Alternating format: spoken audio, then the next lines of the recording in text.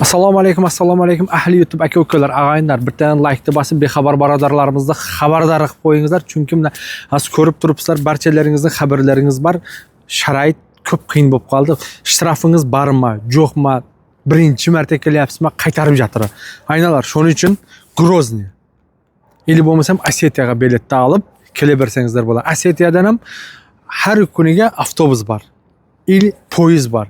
Groznydan ham har kuniga bor. Groznydan metro Lyubinoga har kuniga avtobus bor aynalar. Qo'rqmay kelaversangizlar bo'ladi. 2,5 ming rubl bilan Groznyga bir kunda kirib kelasizlar. Lekin Groznyga bilet olsangizlar, через Toshkent olasizlar. Toshkentga borib turib, O'zbekistonda, через O'zbekiston olib turib, O'zbekistonga o'tib turib, через Grozny kelsangizlar, bunday qiynalmaysizlar aynalar. Bu yerda 3 soat, 4 soat, 6 soat, 12 soat o'tirish, qaytarish juda kam. Lajı bo'lsa aynalar, через Grozny kelingizlar. Biz bu videoni kamginasini qo'yib o'tamiz.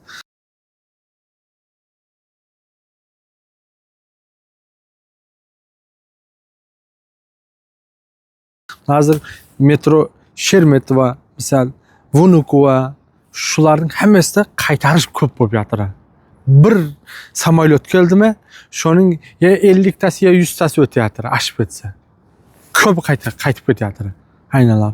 Qaytarib жатыр, ya ushlab жатыр, mana shunaqa azob bo'lmasin sizlarga. Nima deyman, jonlaringiz sog' bo'lsin, salomat bo'lsin, barchalaringizni Alloh o'z panohida asrasin. Bexabar birodarlarimizga jiberib qo'yingizlar, xabardor bo'lsin.